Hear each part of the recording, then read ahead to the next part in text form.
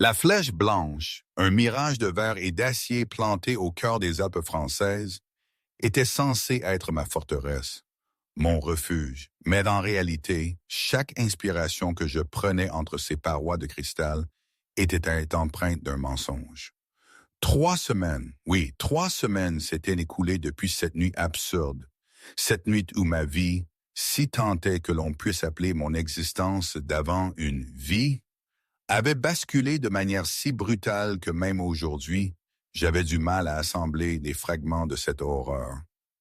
Parfois, j'avais l'impression de revivre ce moment en boucle, une boucle infinie, saturée du parfum capiteux de Chanel, de la sueur froide de ma propre peur et de la rage froide et implacable d'un roi. 3 semaines. Je le savais parce que j'avais méticuleusement compté chaque aube et chaque crépuscule dans cette prison dorée. Le jour où je suis arrivé ici, je n'étais qu'une ombre, à 2 doigts de mourir de faim, les mains à vif, l'esprit en lambeaux. Mon corps, lentement, s'était reconstruit, certes, grâce aux soins inattendus et insistants de Julien. Mais mon esprit, ah ça, c'était toujours une zone de guerre, une carte déchirée où les lignes de front changeaient constamment, où chaque souvenir était un piège.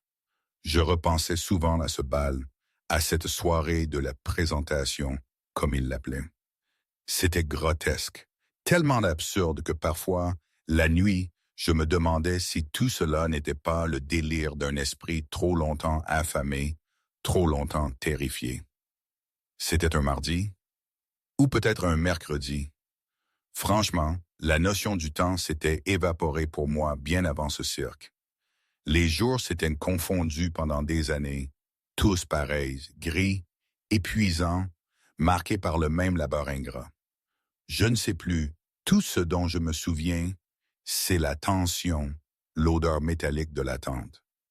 Ce soir-là, on m'avait répété inlassablement de ne pas exister, de ne pas faire de vagues. Mon rôle était d'être invisible. Et pourtant, me voilà, Marie Mercier, au centre de l'œil du cyclone, prise entre l'attention fulgurante d'un roi et le poids d'un secret qui pouvait tous nous emporter. C'est fou, n'est-ce que bon? La vie vous piège. 5000 louves. Oui, vous avez bien entendu 5000. Toutes issues de la haute noblesse, des sans-peurs, des filles d'alpha, des princesses parées de soie coûteuses venues tout droit des boutiques parisiennes les plus huppées, des vraies soies, pas des vulgaires imitations, et de diamants dont la valeur dépassait celle de petits pays.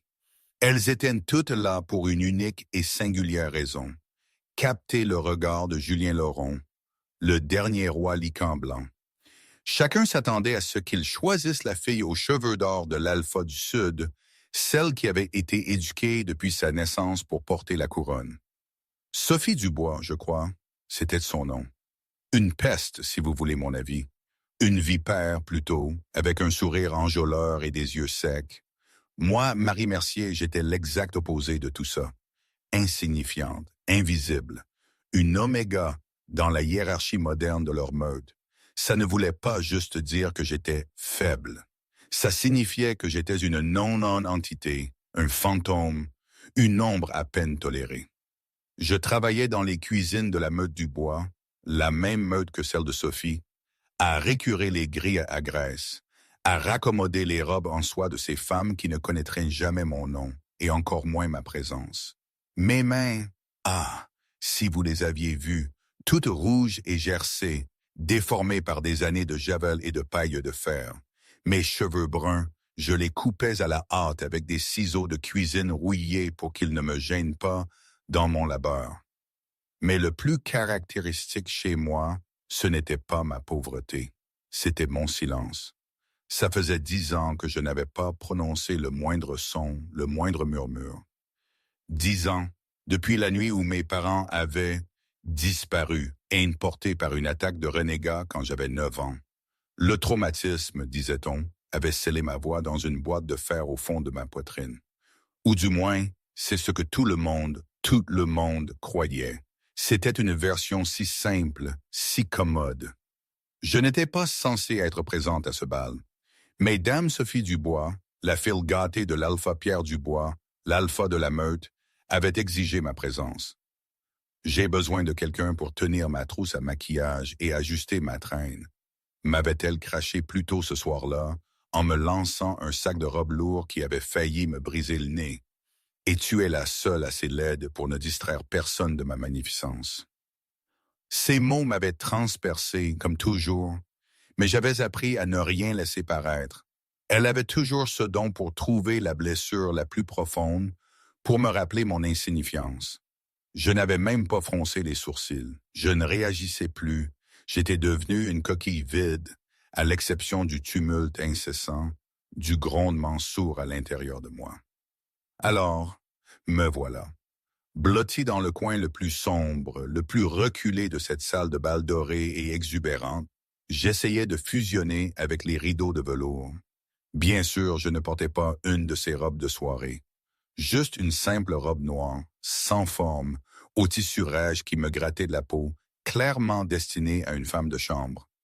L'air, lui, était saturé des parfums Chanel hors de prix, du champagne glacé, du parfum doux et âcre de la sueur nerveuse de milliers de femmes. Moi, je sentais la lessive bon marché que j'avais utilisée pour laver, repasser et cirer la robe émeraude de Sophie. C'était d'une différence qui me sautait au nez, presque physiquement.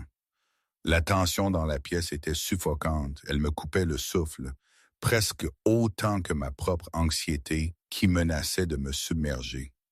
J'étais là et je ne voulais qu'une chose, disparaître, me fondre dans le velours, devenir poussière, n'importe quoi pour échapper à ce cauchemar réveillé. Et puis, le silence. Un silence assourdissant, tombé d'un coup, presque palpable. Le murmure, le frisson incessant de la foule s'est éteint instantanément quand les lourdes portes en chaîne, massives et imposantes, ont gémi, s'ouvrant sur l'inconnu. L'annonceur n'a même pas eu besoin de parler. Son aura a frappé la foule en premier. C'était lourd, sombre, et ça avait le goût de l'ozone juste avant un violent orage. Le roi Julien Laurent est entré. Il était terrifiant. Je n'avais jamais vu un homme, un loup, un être pareil. Plus d'1 m 4,25, ses épaules étaient si larges qu'elles semblaient bloquer la lumière même des gigantesques lustres. Il ne portait pas de couronne de cérémonie. Il n'en avait pas besoin. Sa puissance déferlait de lui en vagues palpables, faisant fléchir les genoux des mâles alpha les plus endurcis présents dans la pièce. Ses cheveux étaient cendrés, d'un blanc pur, presque irréel, comme de la neige éternelle, et ses yeux étaient d'un argent perçant, incroyablement frappant, d'une intensité telle qu'il semblait pouvoir voir à travers les hommes. C'était le lichen blanc, une anomalie génétique, plus fort, plus rapide, plus agressif que n'importe quel loup normal. La rumeur disait qu'il avait tué son propre oncle pour prendre le trône. La rumeur disait qu'il n'avait pas de cœur, juste un bloc de glace là où le cœur devrait battre. Je me suis pressé encore plus fort contre les lourds rideaux de velours, priant désespérément la déesse de la lune de me transformer en véritable poussière. En rien. Si seulement ça avait été possible. Je l'ai vu descendre les escaliers majestueux, chaque pas résonnant d'une puissance contenue. Il ne souriait pas. Il avait l'air de s'ennuyer royalement, d'une impatience palpable. L'air d'un prédateur impitoyable, examinant un troupeau de moutons particulièrement peu appétissant, un léger froncement de sourcils. À côté de moi, Dame Sophie a redressé sa colonne vertébrale, bombant fièrement son torse opulent. « Il vient par ici », a-t-elle sifflé, sa voix vibrante d'excitation et de malice, me pinçant le bras avec une force suffisante pour me laisser une échymose violacée. « Ajuste ma traîne tout de suite. Si je trébuche, je te ferai la peau, tu m'entends? » J'ai obéi par réflexe, comme une machine bien rodée par des années d'abus. Je me suis agenouillé, sans un mot, mes doigts tremblants lissant la soie émeraude de la robe extravagante de Sophie.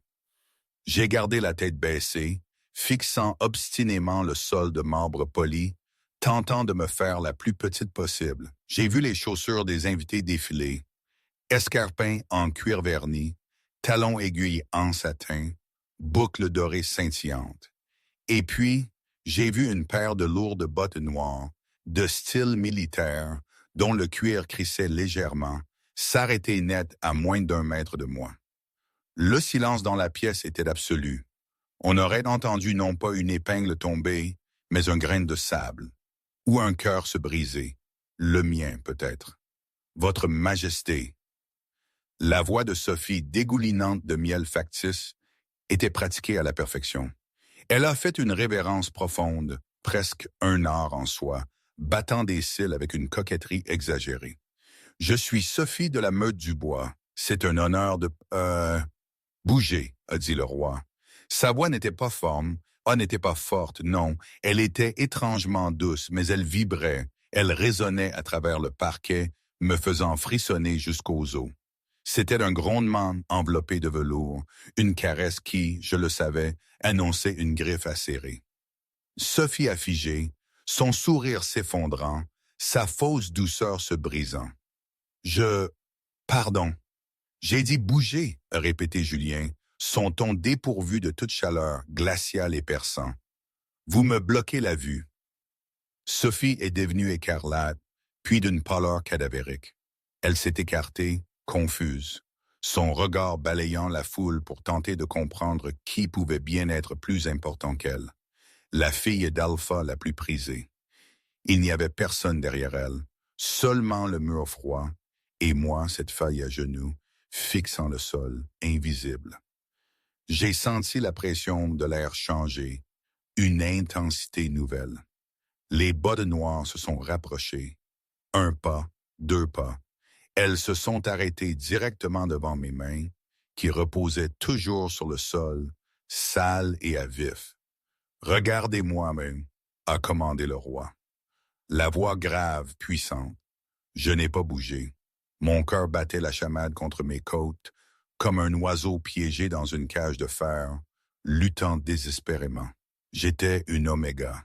Établir un contact visuel direct avec un roi, un lycon de surcroît, était considéré comme un affront, passible des pires châtiments, de la mort dans certaines meutes arriérées. J'ai serré les yeux, priant que la terre m'engloutisse. « Je ne demanderai pas 2 fois, a dit Julien, sa voix baissant d'un octave, une vibration gutturale qui résonnait d'un commandement alpha inéluctable. C'était un ordre qui forçait physiquement un loup à obéir, qui liait les corps et les esprits. J'ai haleté, ma tête se relevant d'elle-même, contre ma volonté, arrachée au sol, et là je me suis retrouvé à me noyer dans l'argent pur de ses yeux. Julien Laurent me regardait de haut, oui, mais son expression n'était pas celle du dégoût, de l'ennui ou du jugement que j'avais anticipé. Il y avait autre chose. Ses narines se sont évasées, inspirant brusquement mon parfum. Ses pupilles se sont dilatées, engloutissant l'argent jusqu'à ce que ses yeux soient presque noirs, des abysses sans fond. Le roi est tombé à genoux. 5000 personnes ont haleté à l'unisson. Un murmure assourdissant de choc pur et d'incrédulité a parcouru la salle. Le roi Lycan blanc ne s'agenouillait jamais. Pas pour les diplomates, pas pour les dieux, pas même devant le conseil, et certainement pas pour une simple servante. Mais le voilà, par terre, dans son costume d'une valeur inestimable, à hauteur Dieu avec la fille qui frottait les trappes à graisse. Il a tendu sa grande main légèrement tremblante comme s'il hésitait, puis a délicatement glissé une mèche de mes cheveux courts derrière mon oreille. Son pouce a effleuré ma mâchoire et des étincelles bleues, littéralement visibles, ont jailli entre nos peaux, comme si un circuit venait de se fermer. « À moi », a-t-il chuchoté. Un son qui était à moitié prière, à moitié grognement possessif, comme si ce mot arrachait quelque chose de profond en lui. J'ai reculé, terrifié par l'intensité de ce moment. J'ai ouvert la bouche pour crier, pour laisser échapper la panique qui m'envahissait, mais aucun son n'est sorti. Juste une inspiration saccadée, un souffle haletant. Julien a froncé les sourcils, son pouce s'attardant sur ma lèvre. « Parle-moi, petite louve. Dis-moi ton nom. » J'ai secoué la tête frénétiquement, les larmes coulant de mes yeux noisettes.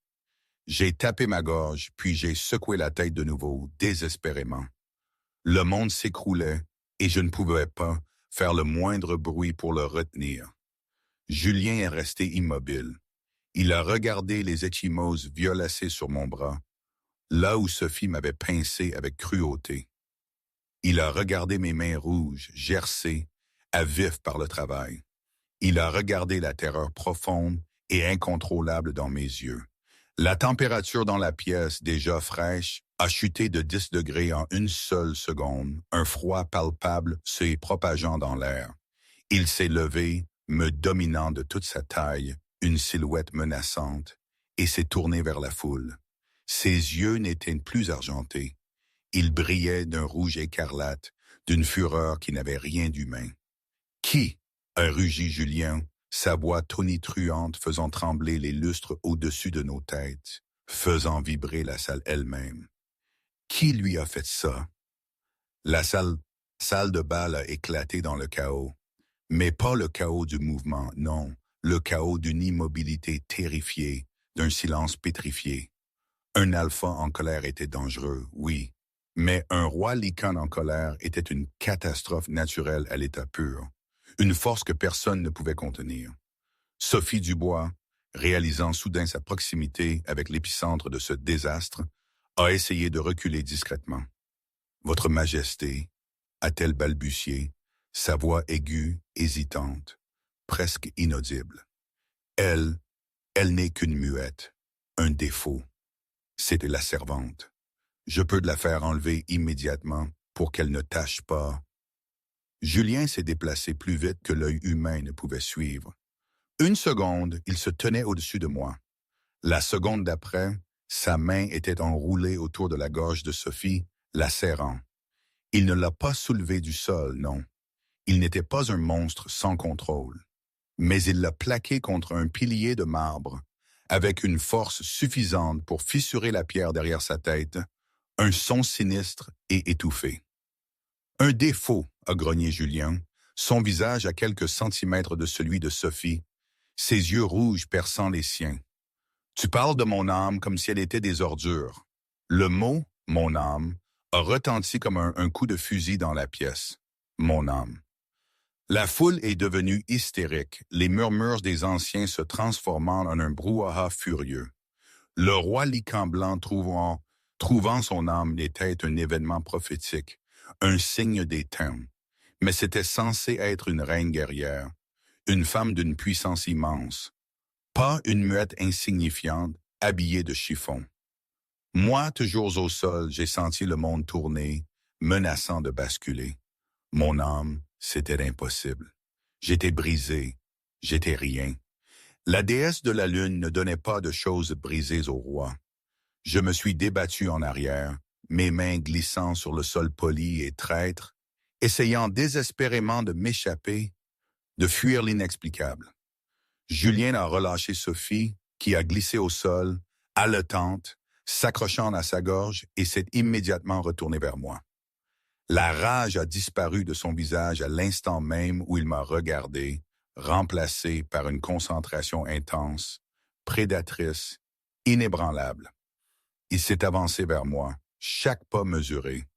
J'ai reculé encore, frénétiquement, jusqu'à ce que mon dos heurte le mur froid. Je n'avais nulle part où aller. Je me suis recroquevillé en boule, mes bras autour de ma tête, attendant le coup, l'abus habituel. C'est ce que les hommes de pouvoir faisaient. Ils frappaient, mais le coup n'est jamais venu. Au lieu de cela, j'ai senti une chaleur inattendue. Julien avait enlevé sa veste, un lourd manteau de style militaire, orné de médailles clinquantes, et l'avait délicatement drapé sur mes épaules.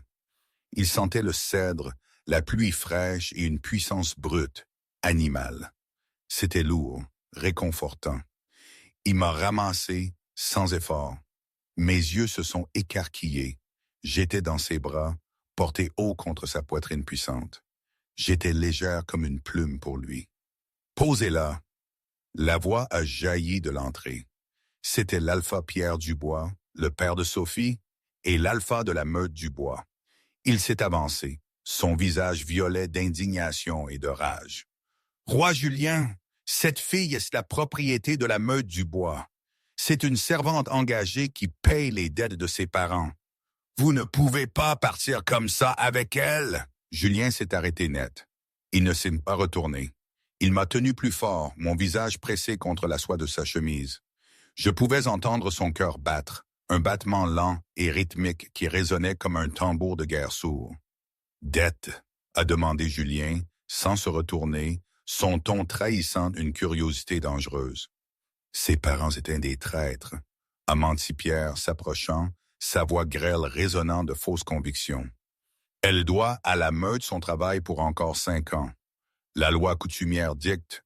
La loi coutumière, a interrompu Julien, se retournant lentement, son mouvement délibéré et menaçant.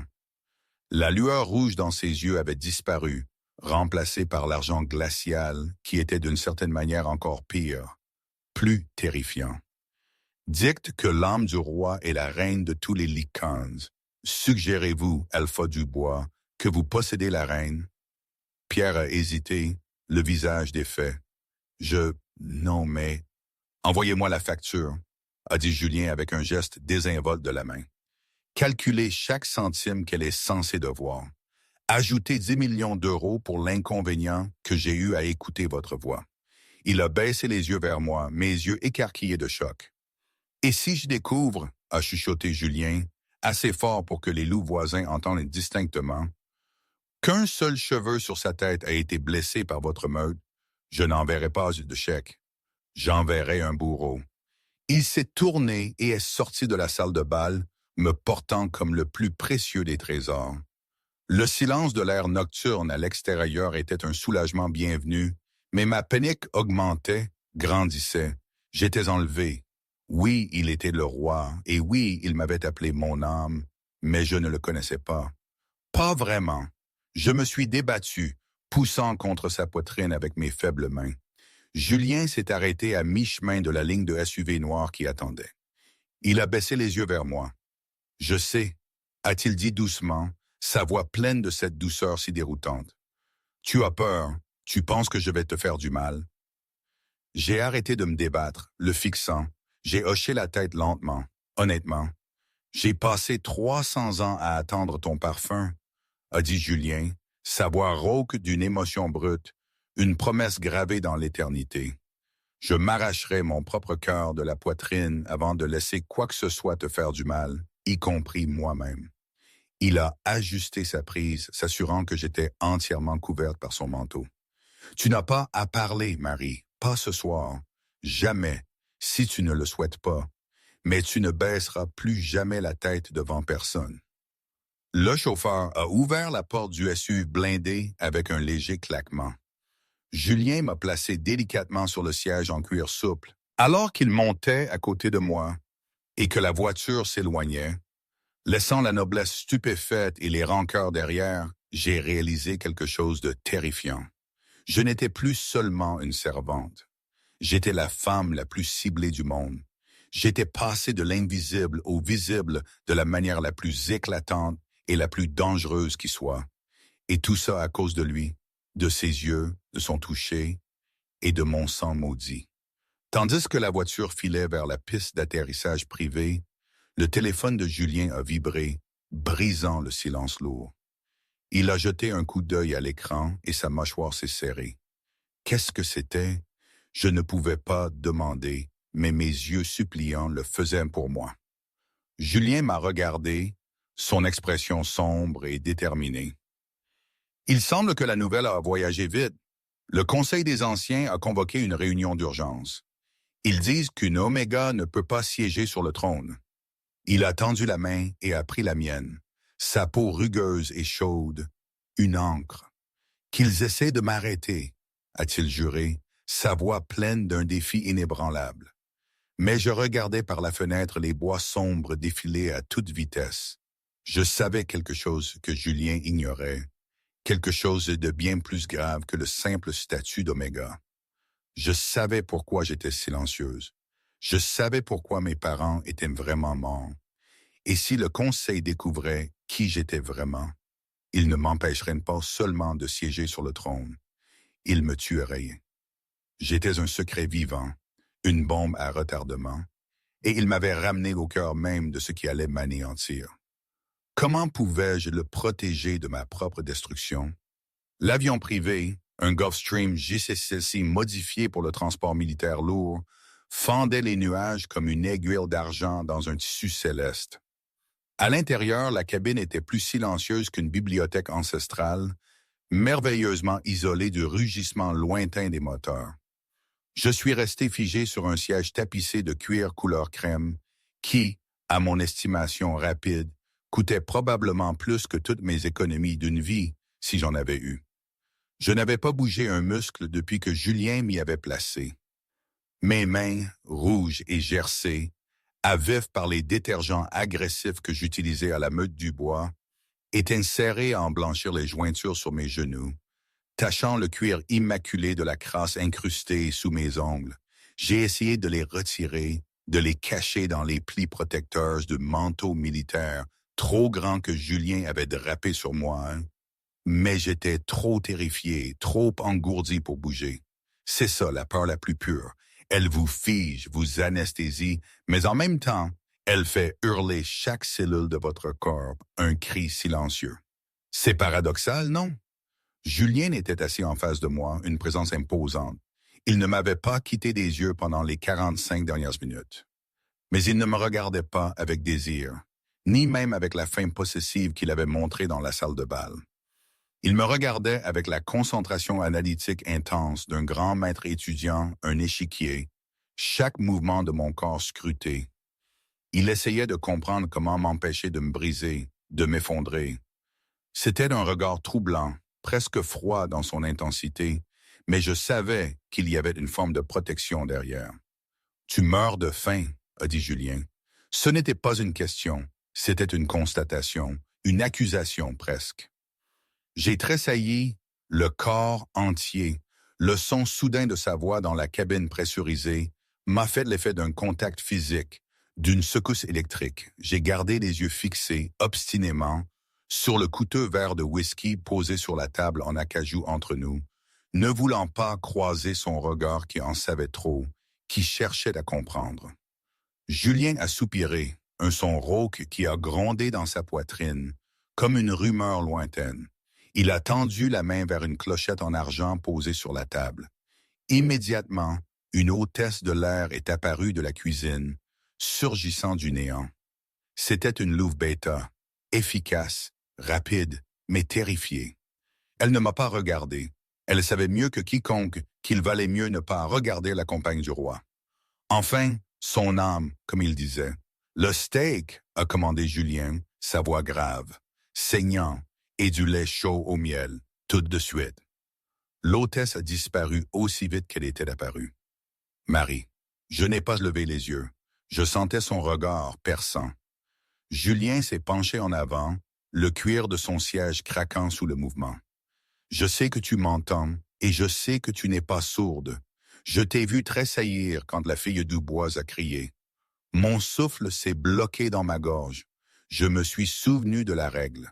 La règle, le commandement silencieux que ma mère m'avait chuchoté il y a 10 ans, blotti dans le placard sombre pendant que les renégats défonçaient la porte d'entrée de notre maison. Ne jamais parler. Ne jamais les laisser entendre ta voix. S'ils t'entendent, ils sauront ce que tu es. Je n'étais pas juste muette par un simple traumatisme. J'étais muette par conception, par nécessité, par obligation. Le silence était mon bouclier le plus efficace. Si je le laissais tomber, si je prononçais le moindre son, je mourrais. Le sang coulerait. Mon sang, le sang interdit. La nourriture est arrivée avec un discret cliquetis, un filet mignon qui sentait délicieusement le romarin et le beurre fondu, et une tasse fumante de lait chaud. L'odeur a frappé mon estomac vide avec la force d'un coup de poing. Ma bouche a salivé douloureusement, une douleur familière. Je n'avais pas mangé depuis 2 jours, peut-être 3. La Meute du Bois ne nourrissait les omégas qu'après que la maison principale avait fini de se gaver, et ces derniers temps, Sophie avait trouvé un plaisir cruel à ordonner que les restes soient jetés directement à la poubelle, juste pour être méchante. Mange, a dit Julien doucement, mais d'un ton qui ne tolérait aucune discussion. J'ai fixé le couteau. Il était en argent, d'un éclat sinistre, tranchant, une arme dissimulée dans un couvert. J'ai regardé Julien, puis le couteau, puis mes mains sales, abîmées.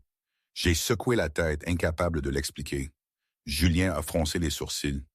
Il m'a vu jeter un coup d'œil rapide au couvert en argent. Une compréhension a surgi en lui, mais il a mal interprété la raison de ma peur. Il a pensé que j'avais peur de l'argent parce que j'étais faible, parce que l'argent brûlait la peau des loups avec une faible tolérance au métal. Il ne savait pas que je craignais l'arme elle-même, la capacité de tuer, pas le métal en soi. Je m'excuse, a-t-il murmuré, un aveu rare. Il a pris l'assiette. Il a coupé un morceau de viande lui-même, soufflant légèrement dessus pour le refroidir. Puis, ignorant tout protocole, foulant aux pieds toutes les règles de l'étiquette royale, ignorant le fait qu'il était le souverain de 3 continents, il a porté la fourchette à mes lèvres. « Je ne te ferai pas tenir l'argent, a-t-il dit doucement. Mais si tu dois manger, ton rythme cardiaque est trop lent. Tu t'éteins. » J'ai regardé la fourchette qu'il me tendait, puis j'ai levé les yeux vers les siens. Ils étaient comme du mercure liquide, tourbillonnant avec une émotion que je ne pouvais pas nommer. Ce n'était pas de la pitié, non. C'était de la dévotion, une intensité presque sacrée. J'ai ouvert la bouche. Le goût était accablant, riche, salé, savoureux. J'ai failli pleurer de pur soulagement, de plaisir inattendu. J'ai mâché lentement, mes yeux se fermant d'épuisement et de réconfort. Quand je les ai rouverts, Julien coupait déjà le morceau suivant. Il m'a nourri de tout le steak, bouchée par bouchée, attendant patiemment que j'avale, essuyant délicatement une goutte de sauce de mon menton avec son pouce. Quand l'assiette a été vide, il m'a tendu le lait. J'ai saisi la tasse à 2 mains, la chaleur s'infiltrant dans mes os gelés. C'était la première fois que quelqu'un prenait soin de moi comme ça. La première fois depuis si longtemps, si longtemps. Ça me réchauffait l'intérieur un peu. Oui, mais la peur restait, tapie, sournoise, à l'affût. Nous allons à la Flèche Blanche, m'a dit Julien, sa voix basse, remplissant le silence imposant que je ne pouvais briser. C'est ma forteresse privée dans les Alpes françaises, au cœur du massif. C'est l'endroit le plus sûr sur terre. La meute du bois ne peut pas te toucher là-bas. Le conseil ne peut pas te toucher là-bas. Il a fait une pause, se penchant en arrière, me regardant boire le lait qui apaisait ma gorge. Mais tu dois comprendre quelque chose, Marie. Tu es mon âme. Ça signifie que tu n'es pas juste une invitée. Tu es la reine. Demain, ta vie change. Il y aura des médecins. Il y aura des tailleurs. Il y aura des questions. J'ai abaissé la tasse avec un cliquetis imperceptible. Mes yeux noisettes se sont écarquillés de panique. Des questions. Les questions étaient dangereuses. Les questions brisaient les boucliers. Julien a senti la peur monter dans mon parfum, une note aigre d'adrénaline coupant à travers la douceur du lait. Je ne les laisserai pas te faire de mal, a-t-il promis, sa voix se durcissant, devenant d'acier.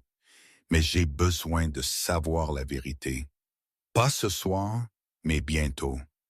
Il a plongé la main dans sa poche et a sorti une petite boîte en velours sombre. Il l'a glissée sur la table. Ouvre-la. J'ai hésité, mes doigts tremblants refusant presque d'obéir. J'ai soulevé le couvercle. À l'intérieur reposait un collier ras de cou en velours noir avec un seul diamant en forme de goutte au centre, scintillant. Mais ce n'était pas juste un bijou.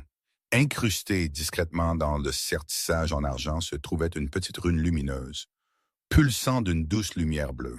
« C'est un charme protecteur », a expliqué Julien. « Il masque ton odeur. En ce moment, tu sens la peur et les produits chimiques âcres de la cuisine du bois. Mais en dessous de tout ça, tu sens quelque chose que je n'ai pas rencontré depuis des siècles. Quelque chose d'ancien. » Mon sang s'est glacé. Il l'avait senti. Il avait senti la lignée que je cachais, cette odeur que je croyais dissimulée pour toujours. Le secret était plus fragile que je ne l'avais imaginé, à un fil de se défaire. Mais le soleil, a-t-il instruit, son regard scrutant ma réaction. Jusqu'à ce que tu sois prête à me dire qui tu es vraiment, cela empêchera les autres de poser des questions. J'ai fixé le collier. C'était un collier, oui, mais c'était aussi une laisse, un déguisement, une nouvelle façon de se cacher, de retarder l'inévitable. Je l'ai pris et l'ai attaché autour de mon cou. Le métal frais s'est posé contre ma gorge et j'ai ressenti un étrange bourdonnement, comme de l'électricité statique apaisante. C'était une barrière, un mur de plus entre mon vrai moi et le monde, mais jusqu'à quand? Julien a hoché la tête, satisfait de ma coopération forcée.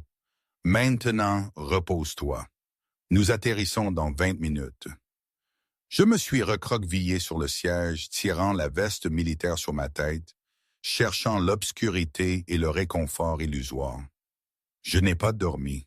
J'y suis resté, les sens aux aguets, écoutant la respiration profonde et régulière du roi, me demandant combien de temps je pourrais continuer à tromper un homme qui pouvait entendre un battement de cœur à 1 kilomètre. C'était absurde, ridicule. Comment pouvais-je cacher quoi que ce soit à un être aussi sensible, aussi puissant, et si le collier ne suffisait pas? La question me hantait. Commentaire personnel de l'auteur. Arrêtez-moi là, 2 secondes.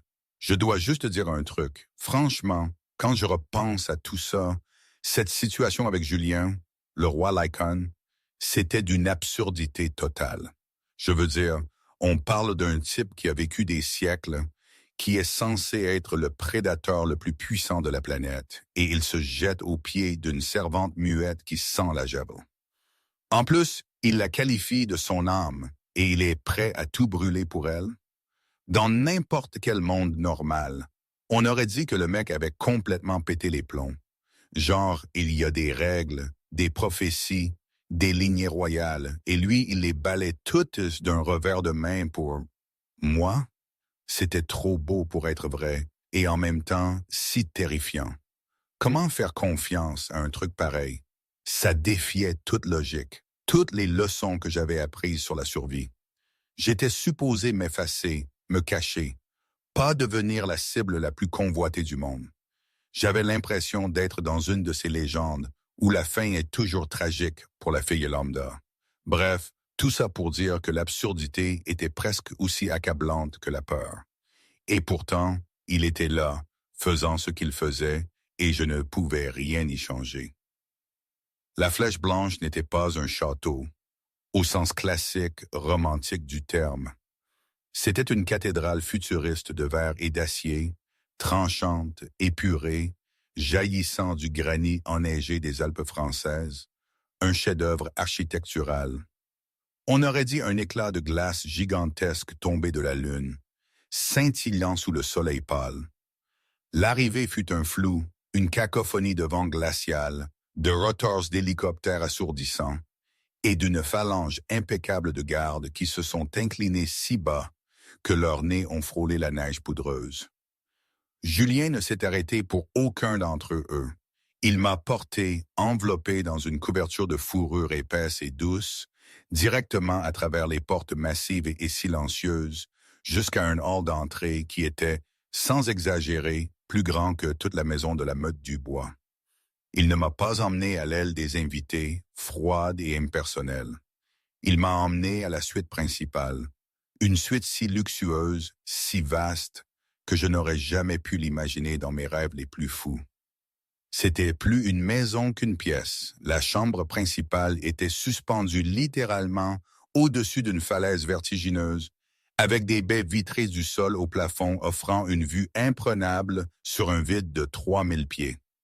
Une cheminée de la taille d'une petite voiture rugissait gaiement sur un mur, projetant des ombres dansantes sur les murs. « La salle de bain est par là », a dit Julien, hochant la tête vers un ensemble de portes en verre dépoli, lumineuses. « Il y a des vêtements préparés. J'attendrai ici. Je n'entrerai pas à moins que tu ne m'appelles. Il m'a posé doucement. Je me tenais sur le tapis blanc moelleux, d'une épaisseur luxueuse, me sentant plus sale que jamais dans ma vie, l'incarnation de la misère au milieu de l'opulence. J'ai hoché la tête une fois, un mouvement à peine perceptible, puis me suis enfui dans le sanctuaire immédiat de la salle de bain. C'était un spa, un véritable sanctuaire de marbre et d'or, conçu pour les dieux. Une baignoire déjà remplie d'eau fumante qui sentait la lavande apaisante et l'eucalyptus revigorant trônait au centre. J'ai enlevé la robe en haillons que j'avais portée pendant 3 ans, ce vêtement qui était devenu une seconde peau de misère. J'ai retiré les sous-vêtements gris, usés jusqu'à la corde, troués. J'ai surpris mon reflet dans l'immense miroir et j'ai figé. J'étais une carte de la douleur. Mes côtes étaient visibles à travers ma peau pâle, mes hanches saillantes. Mes épaules étaient inégales, conséquence de mon labeur. Mais c'était mon dos qui racontait l'histoire la plus sombre. Entrecroisées sur ma colonne vertébrale, de vieilles cicatrices argentées, les marques d'anciens coupes de fouet à pointe d'argent. Des rappels douloureux des fois où j'avais été discipliné pour avoir fait tomber une assiette ou, pire, pour avoir osé regarder un alpha dans les yeux. Mes joues me brûlaient, non pas de honte, mais d'une colère sourde et froide qui commençait à s'éveiller en moi. Comment avait-il pu voir ça? Comment un roi, un lycaon, avait-il pu s'abaisser à remarquer une misérable comme moi, quand tout en moi criait l'horreur et l'abus? Je suis entré dans l'eau, un sifflement involontaire s'échappant de mes lèvres, alors que la chaleur frappait ma peau meurtrie, mes plaies invisibles. J'ai frotté. J'ai frotté jusqu'à ce que ma peau soit à vif, rougeoyante, essayant désespérément de laver l'odeur persistante de graisse, de détergent et de servitude. J'ai lavé mes cheveux courts coupés, mes mèches autrefois cassantes et ternes, avec un shampoing qui sentait la vanille chère, une odeur douce et inconnue. Quand je suis finalement sorti, enveloppé dans un peignoir en soie si douce qu'il semblait fait d'eau sur ma peau, j'ai trouvé les vêtements que Julien avait promis. Ce n'étaient pas des vêtements de domestique, bien sûr. C'étaient des pyjamas en soie d'une douce couleur rose poudrée, des pantoufles doublées de peau de mouton, moelleuses et chaudes. Je me suis habillé et je suis retourné dans la chambre. Julien se tenait près de la fenêtre immense, au téléphone. Il a raccroché immédiatement quand je suis entré, comme si ma seule présence était une distraction. Il s'est tourné et pendant un moment éternel, il s'est contenté de regarder. Propre, chaude et portant ses couleurs, le rose poudré sur les lycons blancs avait une signification. Je l'avais lu. Ça disait « mienne ». Je me sentais différent. Fragile, oui, mais d'une beauté inattendue, presque éthérée, fantomatique. Du moins, c'est ce que son regard me disait, c'est ce que son expression trahissait. Mieux, a-t-il demandé, sa voix rauque mais adoucie. J'ai hoché la tête, incapable d'articuler un son, trop de questions se bousculant en moi. Bien, parce que le docteur Arias est là. Je me suis raidi, tout mon corps se contractant, j'ai secoué la tête violemment, reculant d'un pas précipité. Non, pas de médecin. Les médecins prélèvent du sang. Le sang lui révèle toujours la vérité. Et ma vérité, personne, absolument personne, ne pouvait la savoir. « Marie, a dit Julien, s'interposant calmement entre moi et la porte, ce n'est pas négociable. Tu es malnutrie. Tu as des échymoses qui nécessitent des pommades curatives. Arias est le médecin royal. Il est lié par un serment de sang à garder mes secrets.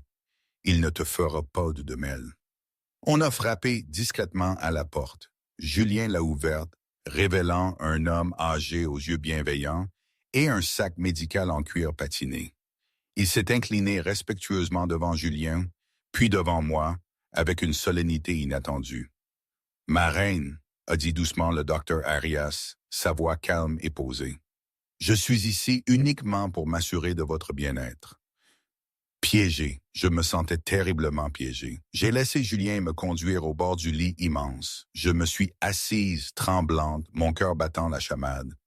Julien s'est assis à côté de moi, sa cuisse pressée contre la mienne, un mur solide et silencieux de réconfort. « Je vais écouter votre cœur », a dit le docteur Arias, bougeant lentement, avec une douceur calculée.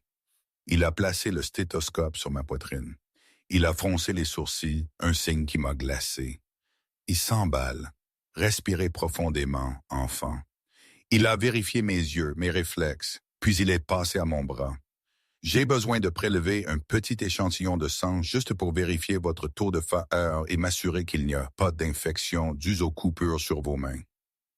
Panique, une panique pure, viscérale, m'a envahi comme une vague glacée. J'ai retiré mon bras d'un coup sec, sautant du lit avec une agilité inattendue.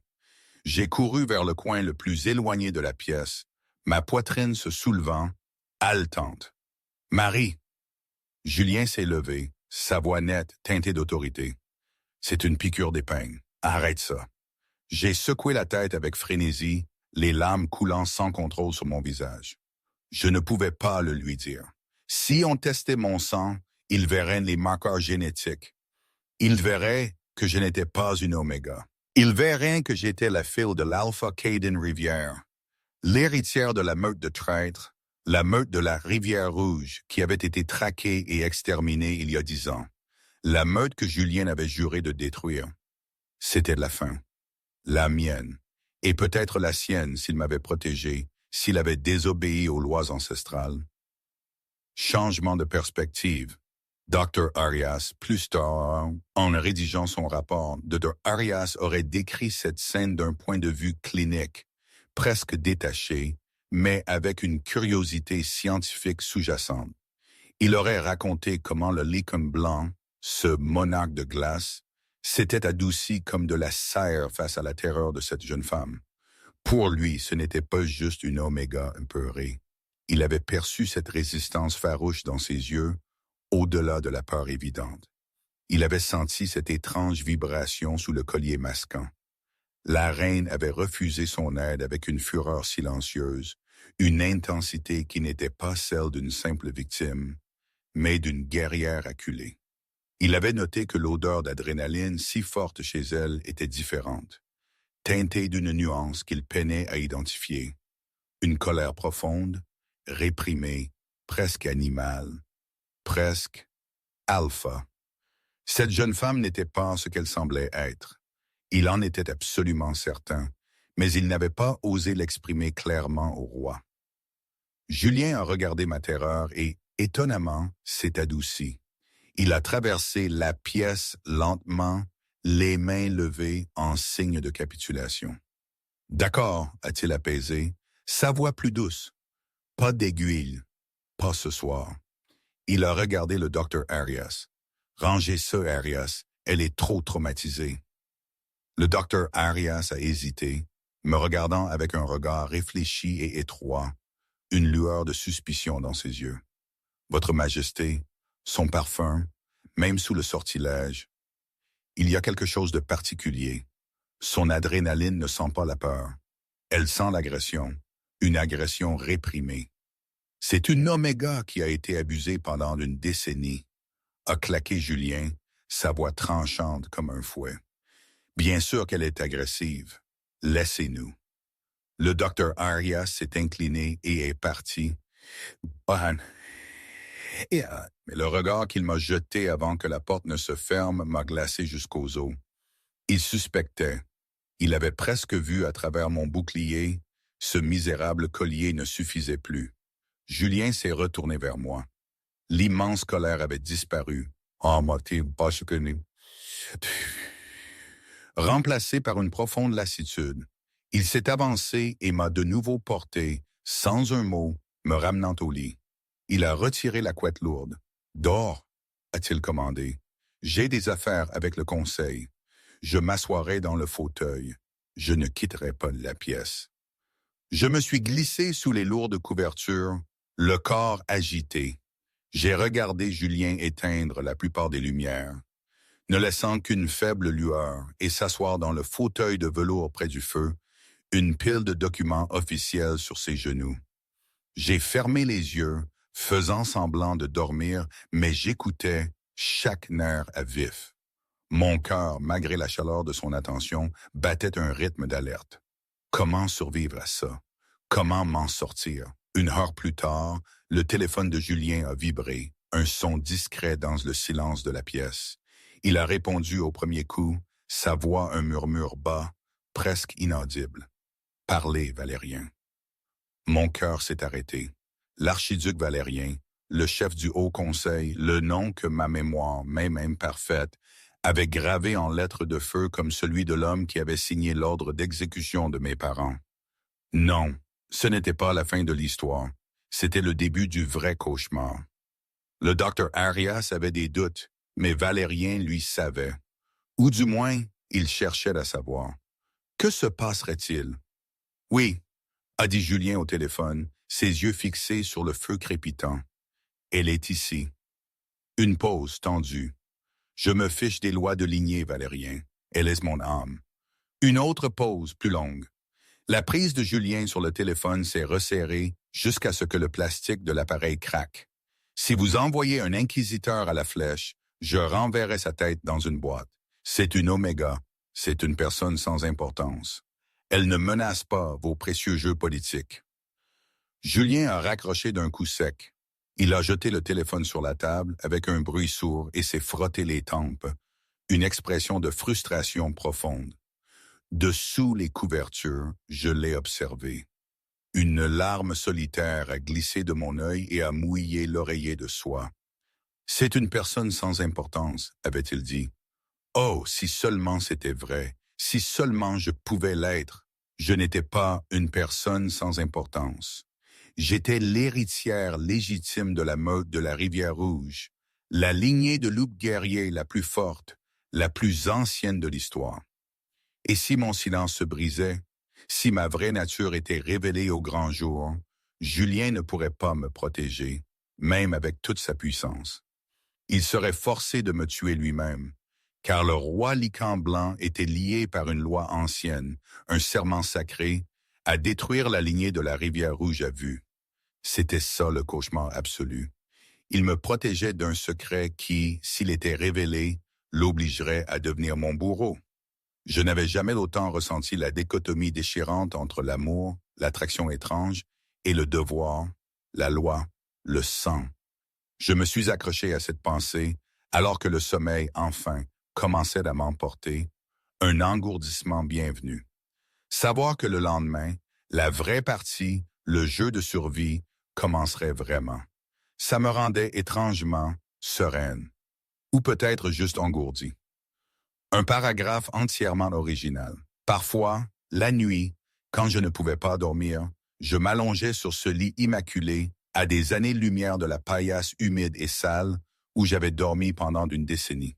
Et je pensais à ma mère. Pas à sa mort brutale, pas à la douleur aiguë de l'absence, mais à ses mains. Ses mains étaient si fortes, si habiles, même après des heures de travail acharné dans notre ancienne maison modeste. Elle portait toujours une odeur particulière d'herbes sauvages et de terre fraîchement remuée. Je me souvenais qu'elle me disait, avec ce sourire si doux, « Marie, la nature est la plus grande des disseuses de bonne aventure. Écoute le vent, regarde les nuages, sens la terre sous tes pieds.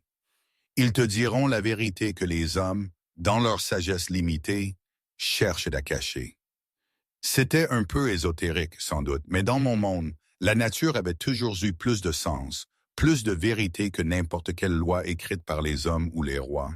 Je me suis toujours demandé si elle savait, en me disant ça, le secret immense que je portais en moi. Si elle savait que la nature en moi était si puissante, si anormale, si différente. Elle avait certainement prévu quelque chose, peut-être pas mon destin exact, mais une confrontation, une révélation inévitable. Et maintenant, cette vérité menaçait de tout détruire. C'était ça, mon héritage le plus lourd. Quelques jours plus tard, la visite d'Isabelle Vaillant n'avait fait que confirmer mes craintes les plus profondes, les rendant palpables.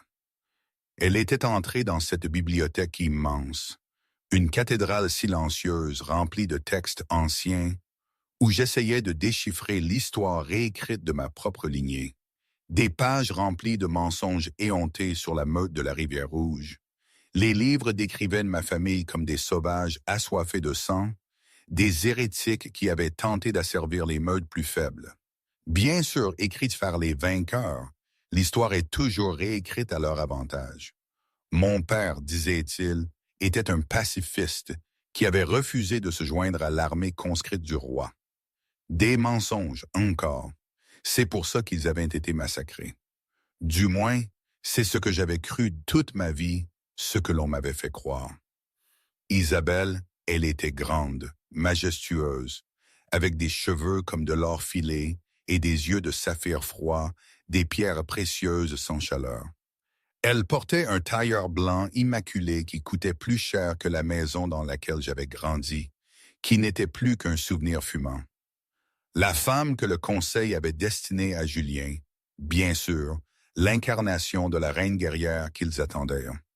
Ce jour-là, j'étais en train de lire un passage sur les guerres de la Rivière-Rouge, un chapitre déformé de notre histoire, décrivant la purge héroïque menée par la famille Laurent. Je traçais les mots avec un doigt tremblant, sentant les mensongers m'étrangler. Mon père était un idéaliste, pas un guerrier assoiffé de sang. Il avait refusé de se joindre à l'armée conscrite du roi. C'est pour ça qu'ils avaient été massacrés. Ou était-ce pour une autre raison encore plus sinistre? Tu lis des sujets lourds pour une âme si douce, avait-elle dit, sa voix pleine d'un sarcasme à peine voilé. Elle n'était pas Julien, non, mais je l'avais senti arriver, cette odeur subtile de lys entremêlée d'une malice cachée, comme un poison discret. J'avais refermé le livre d'un coup sec, un claquement qui résonnait dans le silence. Mes instincts d'oméga me poussaient à baisser la tête, à me soumettre à cette femme de rang supérieur, une alpha. Mais le sang d'alpha qui courait, bouillonnait dans mes veines, rugissait de protestation, de défi. Isabelle était entrée dans la pièce, ses talons claquant rythmiquement sur le parquet, un son régulier et menaçant. Elle n'avait pas daigné regarder mon visage, non.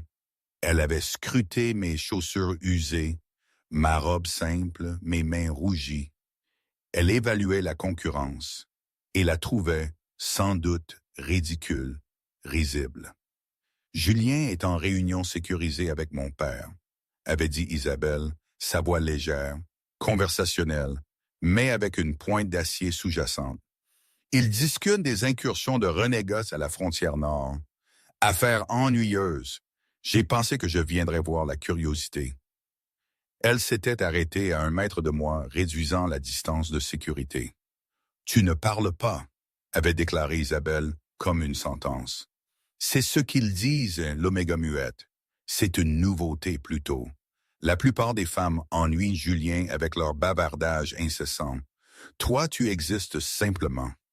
Isabelle avait tendu la main et avait touché du bout de son doigt glacé le collier de velours autour de mon cou, celui que Julien m'avait donné pour masquer mon odeur, pour me cacher. Un collier de protection, avait-elle murmuré, ses yeux saphir se rétrécissant dangereusement. Julien a dit au conseil que c'était pour te protéger de l'écrasante atmosphère de la cour. Mais je me demande ce qu'il cache vraiment. J'avais reculé d'un pas précipité, mon cœur tambourinant, cognant violemment contre mes côtes. Isabelle était perspicace, dangereuse, comme un cobra prêt à frapper. Tu sais, avait continué Isabelle, s'approchant encore, envahissant mon espace personnel d'une manière agressive. Mon père a fait une vérification de tes antécédents. Marie Mercier, orpheline à 9 ans. Parents morts dans une attaque de renégats. Tout est très propre, trop propre. Il n'y a pas d'acte de naissance pour une Marie Mercier dans les archives de la Meute du Bois avant l'âge de 9 ans. C'est comme si tu étais paru de nulle part. Mon souffle s'était bloqué dans ma gorge. J'avais serré le livre plus fort, mes phalanges blanchissant sous la pression. Elle savait. Comment? Comment avait-elle pu trouver ça? Isabelle avait souri, mais son sourire n'atteignait pas ses yeux froids. Julien est un homme d'honneur. Il voit un oiseau blessé et veut le soigner, le ramener à la vie. Il pense qu'il t'aime. Mais un roi ne peut pas épouser un fantôme sans histoire, sans racines. Quand le Conseil exigera la preuve de t'aligner, et ils le feront, crois-moi, que trouveront-ils? Petite souris. Je ne pouvais plus respirer. Les murs de la bibliothèque semblaient se refermer sur moi, menaçant de m'écraser. Tiens, avait dit Isabelle, prenant une carafe d'eau en cristal sur une table voisine. Laisse-moi t'aider. D'un mouvement du poignet, elle avait accidentellement fait basculer la carafe. L'eau glacée avait dégringolé sur le devant de ma robe de soie, me trempant instantanément, me glaçant jusqu'aux os. J'avais haleté, le choc du froid me faisant sursauter violemment. Oh, la maladroite que je suis! Avait-elle traîné, n'ayant l'air désolé que de façade, ses yeux froids trahissant une satisfaction non dissimulée. Tu devrais aller te changer, et tant que tu y es, fais tes valises. L'enquête commence la semaine prochaine. Si j'étais toi, je courrais avant qu'ils ne sortent les kits ADN. Isabelle s'était retournée et était sortie de la pièce, me laissant trempée et tremblante au milieu de la bibliothèque. Je n'avais pas pleuré. Les larmes, c'était pour les faibles. Au lieu de cela, un grognement bas et vibrant s'était accumulé dans ma poitrine, un son si profond qu'il était presque inaudible, mais qui résonnait en moi. Je n'étais pas une souris. J'étais une louve en cage, et la serrure de cette quenouille commençait à rouiller, à se fêler, et cette louve avait soif, une soif que le silence ne pouvait plus étancher. Julien m'avait retrouvé 1 heure plus tard. Il avait fait irruption dans notre chambre. Notre chambre, c'était ça le comble du surréalisme, où j'étais assise près du feu, vêtue de vêtements frais, fixant les flammes dansantes, mon esprit aussi agité que les braises. Il avait senti ma détresse, cette odeur familière qui avait dû le guider depuis sa réunion sécurisée avec le père d'Isabelle. Immédiatement, le parfum persistant d'Isabelle s'était mêlé à l'odeur âcre et électrique de mon anxiété. « Qu'est-ce qu'elle te fait ?» avait demandé Julien, sa voix un grondement de tonnerre lointain. Il s'était agenouillé devant moi, ses grandes mains agrippant les bras de mon fauteuil avec une force inquiétante. « Elle t'a touché ?» Je l'avais regardé, son visage déformé par la rage protectrice. Ses yeux argentés brûlaient d'une intensité folle. Il était prêt à déchirer la gorge de la fille d'un membre du Haut Conseil pour moi. La culpabilité m'avait envahi de nouveau, une vague nauséeuse. Il était si bon avec moi et je lui mentais avec chaque souffle que je ne prenais pas, avec chaque silence. Je savais que c'était mal, que je jouais un jeu dangereux, mais qu'aurais-je pu faire? Révéler la vérité, c'était le tuer, le forcer à me tuer, ou pire, le condamner à une guerre. C'était une décision impossible. J'avais tendu la main et posé ma paume sur sa joue. Non, avais-je mimé, la gorge serrée. Je vais bien. Tu ne vas pas bien, avait grogné Julien, s'inclinant contre mon toucher apaisant. Je peux sentir l'adrénaline dans ton sang, Marie. Je la renvoie ce soir. J'avais secoué la tête. Renouveler Isabelle ne ferait qu'accroître la colère du Conseil. Ce n'était pas la solution. J'avais tracé la ligne de sa mâchoire avec mon pouce, essayant désespérément d'apaiser la bête en lui, ce monstre magnifique qui se révélait pour me protéger. J'ai besoin de prendre l'air, avais-je mimé. Julien avait soupiré, fermant les yeux, un signe d'impuissance rarement vu. Et tu as besoin d'air frais. Tu es enfermé dans cette tour de verre depuis des semaines. Viens avec moi. Nous avions pris les motoneiges jusqu'au périmètre du domaine, à des kilomètres de la maison principale. C'était une étendue sauvage et immaculée de pins majestueux, lourde de neige et d'un silence absolu. Julien s'était arrêté près d'une cascade gelée, coupant le moteur. Le silence ici était différent. Ce n'était pas le silence étouffant de la cour, lourd de secrets et de non-dits, de calculs politiques. C'était le silence paisible, majestueux, de la nature brute. Nous avions marché main dans la neige immaculée, nos bottes craquant doucement. Julien semblait se détendre pour la première fois depuis des jours, ses épaules s'affaissant légèrement. C'était une illusion, sans doute, mais une illusion douce, que je chérissais. Ma sœur aimait cet endroit, avait dit Julien doucement, levant les yeux vers la cascade gelée, ses mots portés par le vent froid. J'avais figé, le souffle coupé. Julien ne parlait jamais de sa famille. Jamais. C'était comme une zone interdite, un champ de mine invisible. Elle avait 12 ans, avait continué Julien, sa voix dénuée d'émotion, ce qui la rendait encore plus terrifiante, plus glaçante. Quand la meute de la Rivière-Rouge a attaqué notre résidence d'été, ils n'ont pas seulement tué les soldats, Marie. Ils ont traqué les enfants. J'avais eu l'impression d'avoir reçu un coup de poing brutal dans l'estomac. Ce n'était pas vrai. Ce n'était pas possible. La meute de la Rivière-Rouge avait des codes stricts contre le fait de nuire aux petits, aux innocents. C'étaient les Lorons qui avaient tué des enfants, n'est-ce pas? Où était-ce? Où était-ce une histoire bien plus compliquée, où personne n'était réellement innocent, où tout était manipulé? Mais en voyant la douleur profonde et sincère dans les yeux de Julien, j'avais réalisé qu'il y croyait. Il avait été nourri de mensonges, tout comme moi. Ou il y avait un troisième joueur, invisible, dans cette histoire sanglante. Ce que je savais, c'est que cette croyance, ce trauma, était la source même de sa haine envers ma lignée.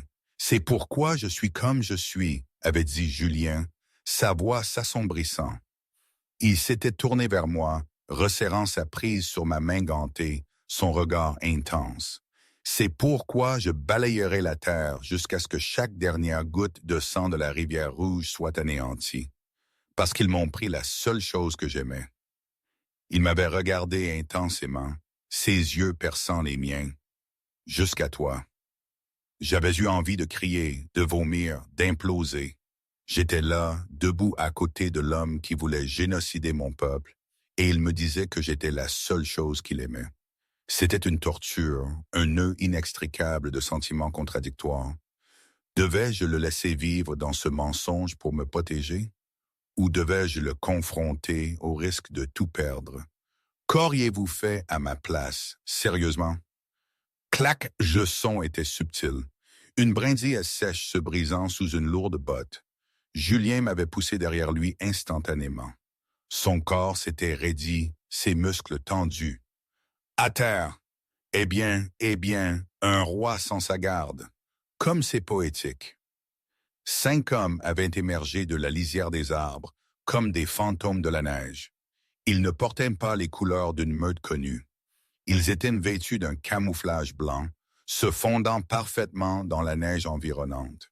Ils tenaient des arbalètes chargées de carreaux à pointe d'argent, des armes spécifiquement conçues pour abattre des loups.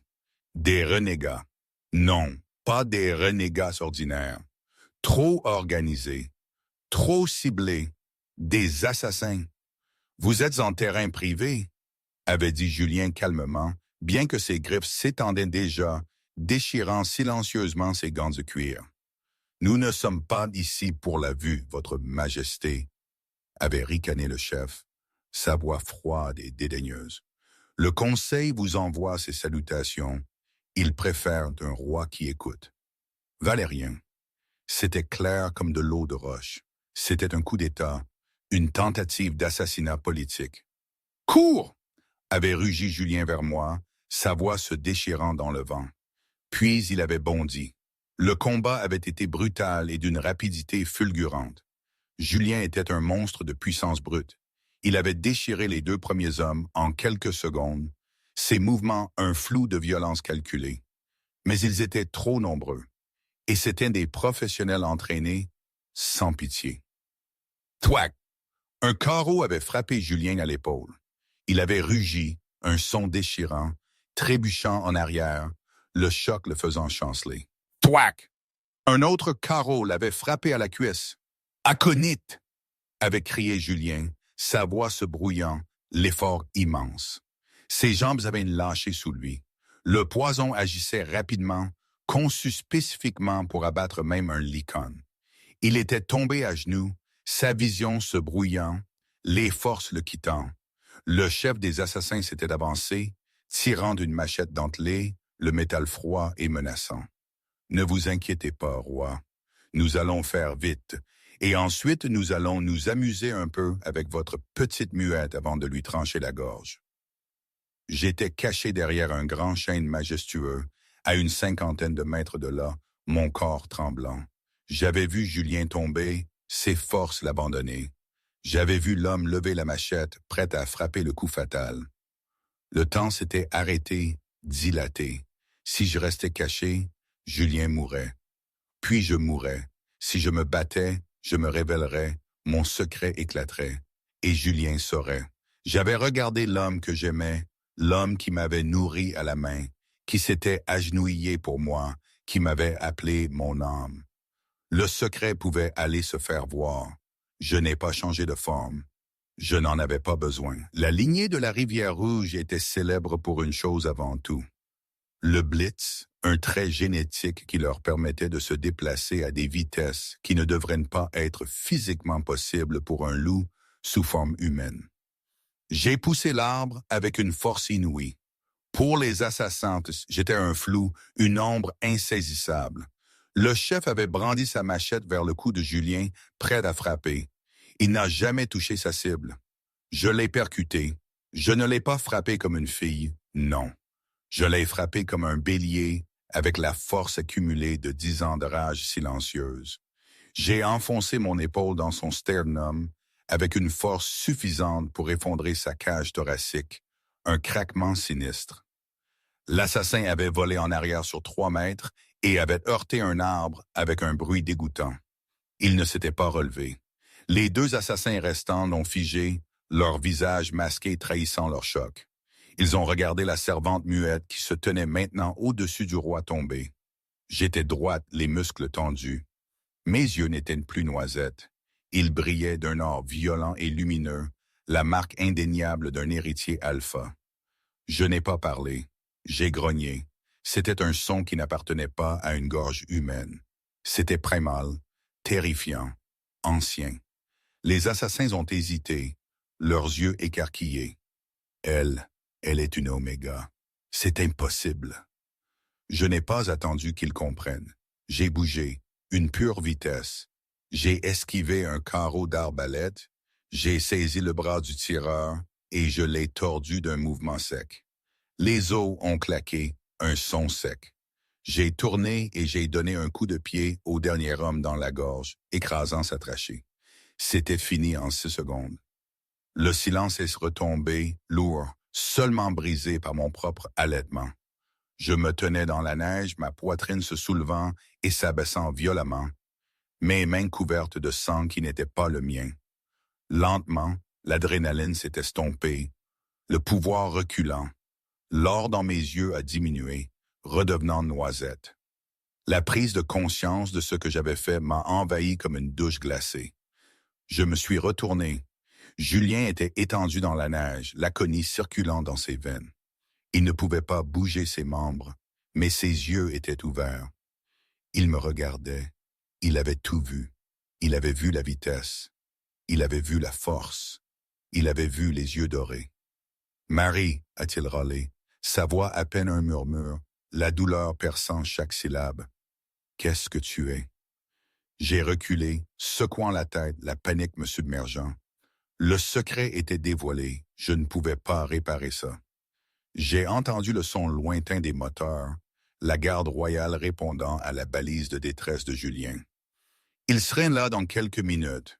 Si elle me trouvait comme ça, debout sur des cadavres, l'or alpha s'estompant encore de mes yeux, elle m'exécuterait sur le champ. J'ai regardé Julien une dernière fois. Je suis désolé, ai-je pensé, une douleur sourde au cœur.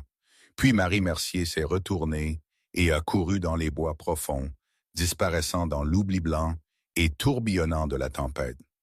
Je me suis échappé. Encore. Julien s'est réveillé en hurlant. Il n'a pas hurlé à cause de la douleur de l'aconie, bien que ses veines lui semblaient remplies d'acide brûlant. Il a hurlé mon nom. « Marie !»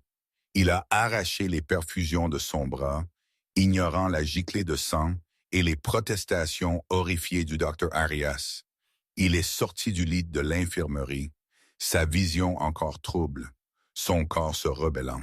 « Votre Majesté, Vous ne pouvez pas bouger, a plaidé Arias, essayant de le retenir, la voix paniquée. Le poison n'est rien comparé à ce que je ferai à cette meute si elle n'est pas retrouvée. Julien a grogné, repoussant le docteur avec une force surhumaine. Il n'avait pas besoin de ses yeux pour me trouver. Il avait besoin de son nez, de ses sens aiguisés. Mais quand il a tendu ses sens, le parfum de l'oméga effrayée et laiteuse avait disparu. À sa place se trouvait une traînée d'ozone, de pain et d'électricité brute à haute tension. C'était le parfum d'une alpha redoutable. Et il l'avait senti, le mien. Julien a attrapé un manteau et a déferlé hors de l'infirmerie dans le blizzard tourbillonnant. La garde royale a essayé de le flanquer, mais il leur a ordonné de rester en arrière, sa voix une lame de glace. Ce n'était pas une équipe de recherche ordinaire. C'était un jugement, une confrontation inévitable. Il m'a traqué sur 8 kilomètres à travers la tempête.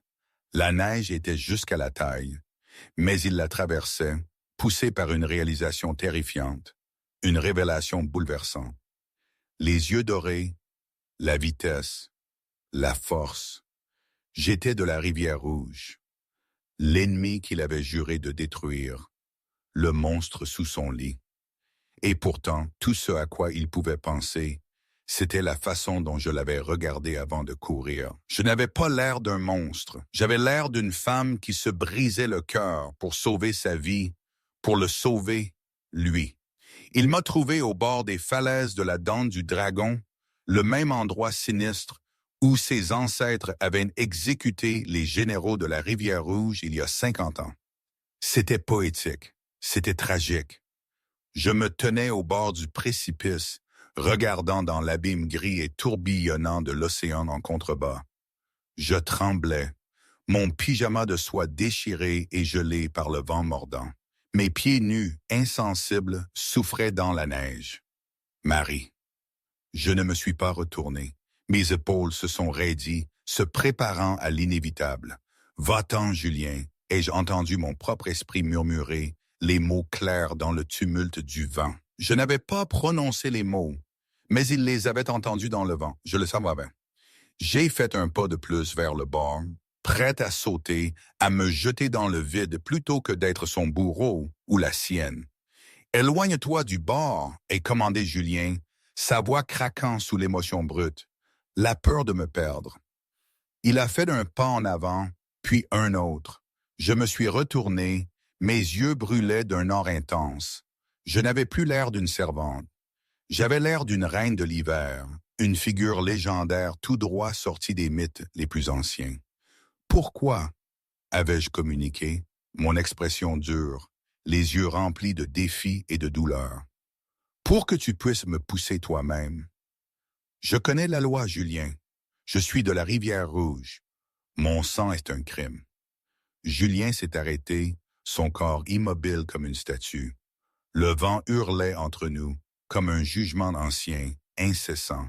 « Le savais-tu » a demandé Julien, sa voix basse, brisée. « Savais-tu qui tu étais quand je t'ai trouvé » J'ai hoché la tête, j'ai tapoté ma poitrine. Je l'ai toujours su. Et le silence. Il avait touché ma gorge. Pour survivre, j'avais pensé. Pour que vous ne me trouviez pas. Pour éviter la guerre. Julien a regardé la femme qui avait frotté des sols pour rester en vie, qui avait enduré les abus de loups inférieurs pour cacher son pouvoir immense. Tout ça pour éviter une guerre, une destruction. Elle l'avait sauvé. Elle aurait pu laisser les assassins le tuer et être libérée de la menace Laurent pour toujours. Mais elle avait risqué l'exposition, le jugement, la mort pour sauver son ennemi. Pour le roi qui avait juré sa destruction, c'était ça, l'ironie cruelle de mon destin.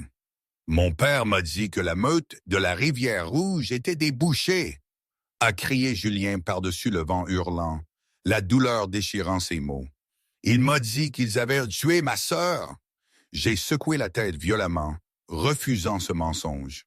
J'ai pointé un doigt tremblant, pas vers lui, mais vers la direction lointaine de la flèche blanche, vers la capitale. Vers le conseil, Julien a figé. Les assassins de ce soir, ils avaient été envoyés par Valérien. Le conseil.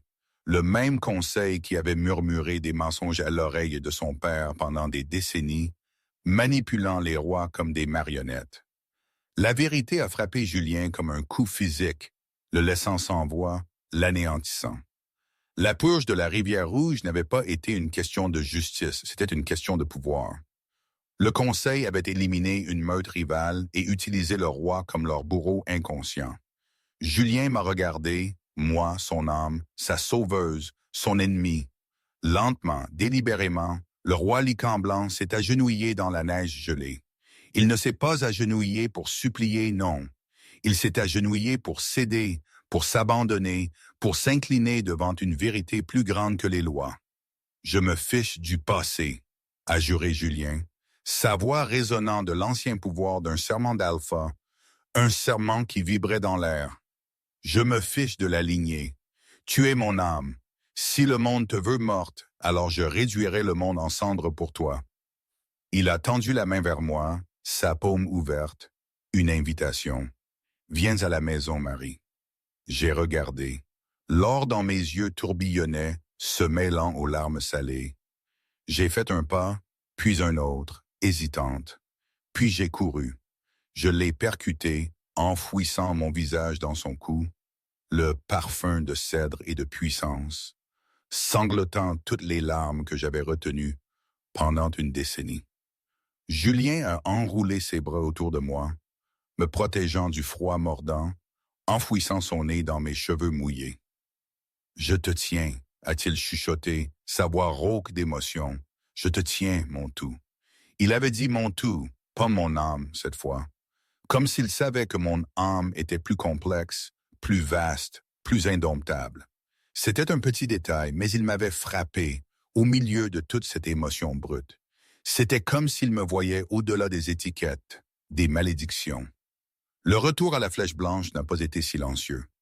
Julien a défoncé les portes de la grande salle avec un grand fracas, les faisant voler. Il portait toujours ses vêtements déchirés et ensanglantés.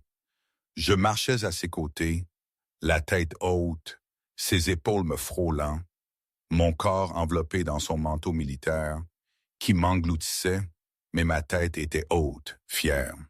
À l'intérieur, le conseil attendait, leur visage marqué par l'inquiétude. L'archiduc Valérien se tenait en bout de table, sirotant du vin, un sourire figé sur ses lèvres. Dame Isabelle était assise à proximité, l'air suffisant, une lueur d'attente dans ses yeux froids. « Julien », a dit Valérien doucement, sans se départir de son calme glacial.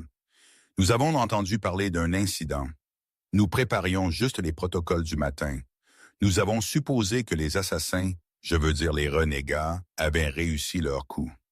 Vous avez manqué votre coup, a dit Julien, sa voix d'un calme mortel, une menace sourde. Le sourire de Valérien a fléchi, vacillant comme une bougie.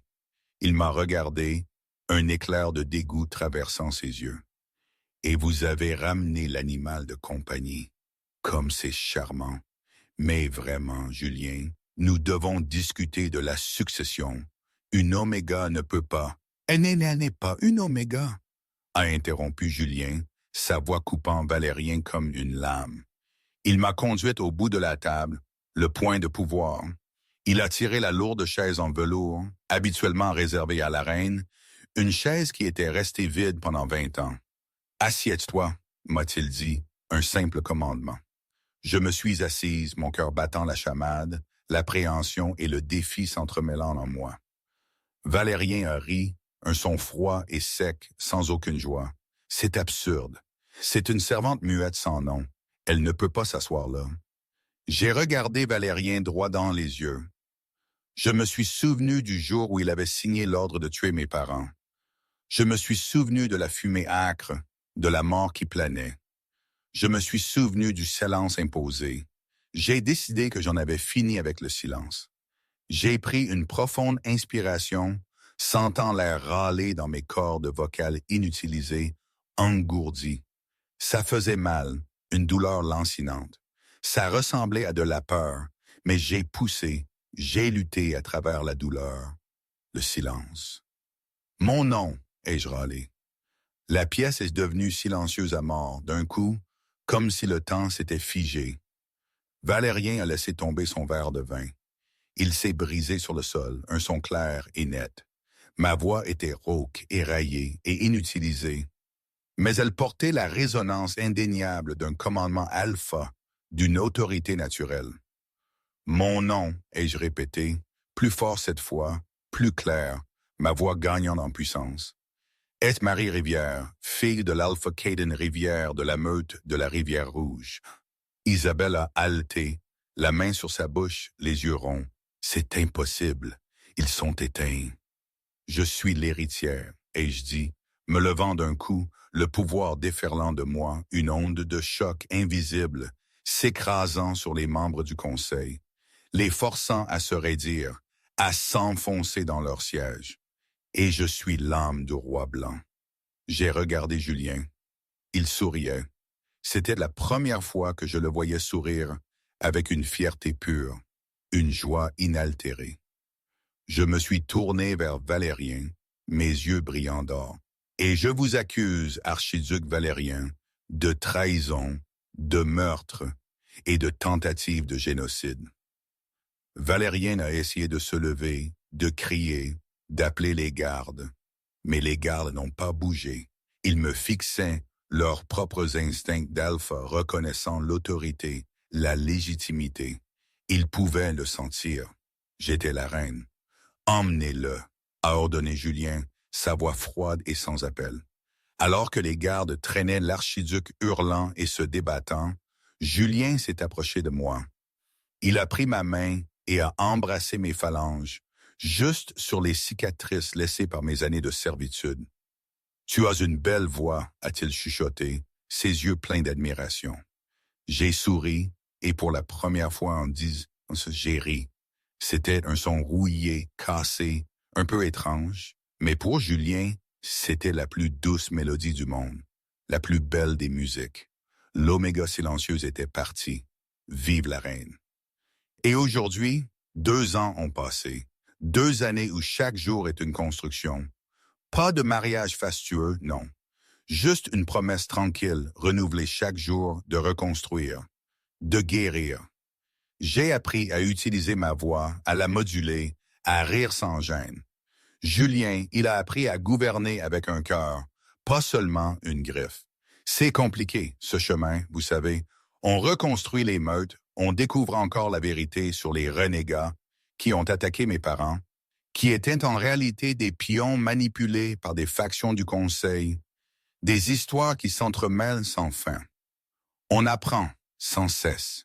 Parfois, je me demande si tout ça n'est pas un rêve étrange, si je ne vais pas me réveiller demain dans les cuisines de la meute du bois, avec les mains à vif et l'odeur de la javel.